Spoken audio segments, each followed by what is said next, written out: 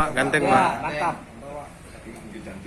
Assalamualaikum warahmatullahi wabarakatuh. Waalaikumsalam warahmatullahi wabarakatuh. Yang saya hormati Pak Wadah, Dalam Khusus Kasih Menkom dan teman-teman wartawan yang saya banggakan.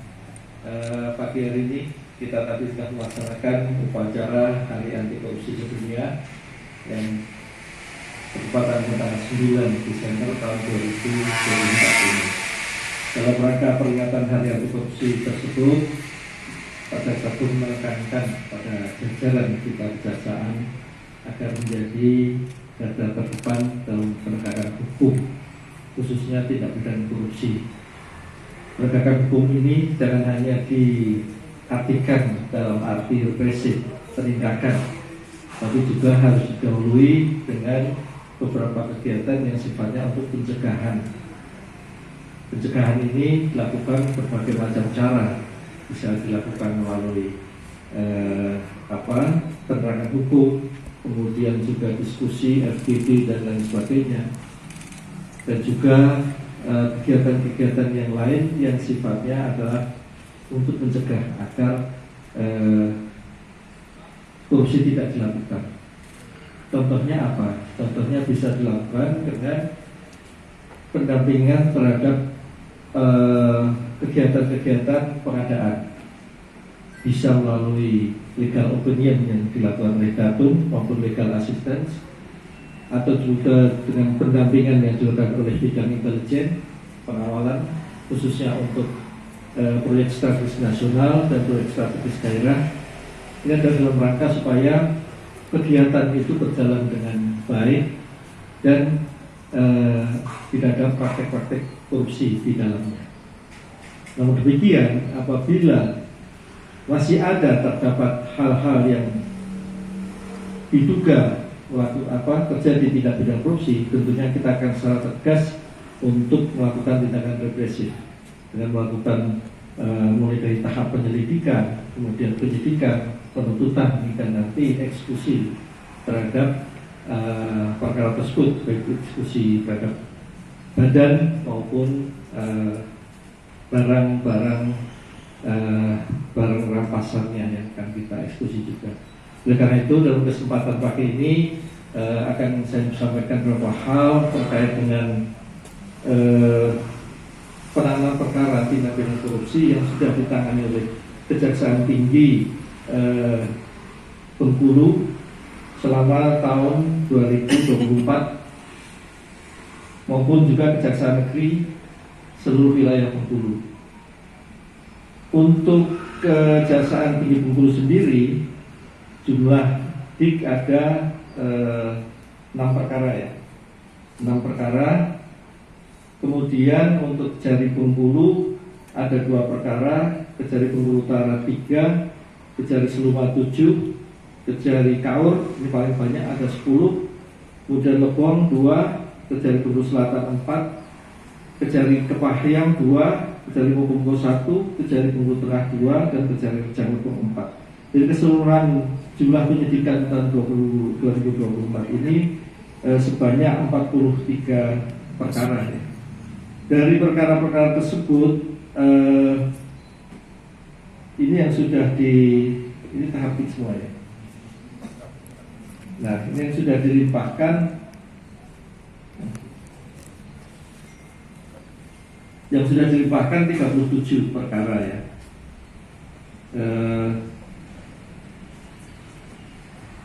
37 perkara. Jadi ada beberapa yang sudah sidang ya, dan ada sebagian yang sudah putus ya. Dan jumlah yang diselamatkan sampai dengan saat ini sebesar dari jumlah kerugian negara tersebut yang diselamatkan sebanyak 6.055.317,28 rupiah. Jadi beberapa hal tersebut ada beberapa yang merupakan pengembangan dan ada juga yang baru.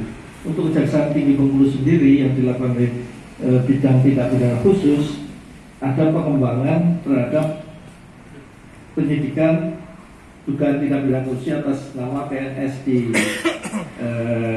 RMA inisialnya. Ini PNS di Korem 041 Gamas ya. Ini kita kembangkan kemarin tempusnya ya. Tempus itu waktu kejadian ya. Kemarin mulai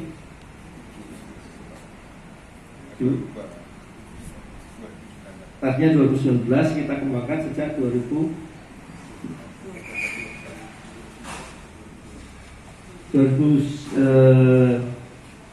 sampai 2023.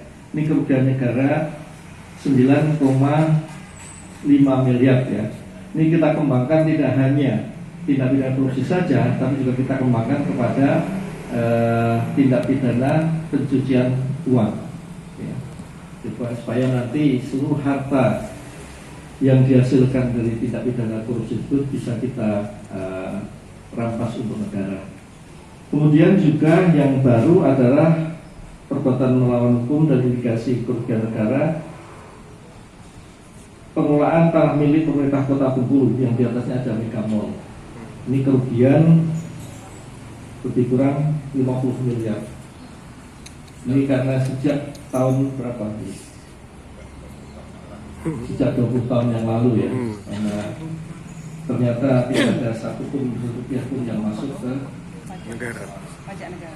Ya, oleh karena itu kita ini tingkatkan, tadinya penyelidikan kita tingkatkan ke penyidikan untuk kita supaya membuat terang tindak pidana.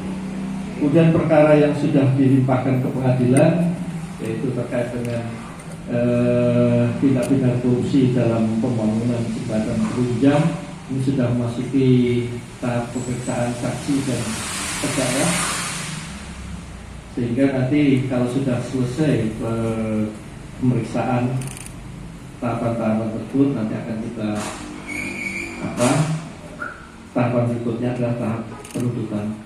Kemudian juga kemarin kita mendapat penyerahan tahap kedua 10 tersangka dari Polda Bengkulu terkait dengan pembangunan puskeswan di Bengkulu Tengah. Ya, Bengkulu Tengah ya. Kerugian negara 2,6 dan dalam tahap penuntutan ini jaksa penuntut umum melakukan penahanan selama 20 hari ke depan dan dalam waktu dekat akan kita limpahkan ke pengadilan supaya nanti kita bisa ikuti fakta-fakta yang terungkap di pengadilan. Ya, saya rasa itu ada tambahan. Astitus, cukup, Asisten, Pak Waka, cukup ya. Saya rasa itu teman-teman semua.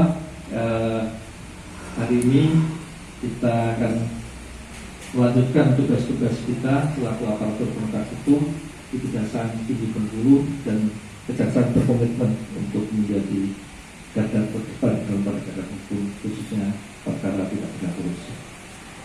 Demikian, saya akhiri. Assalamualaikum warahmatullahi wabarakatuh. Waalaikumsalam warahmatullahi wabarakatuh.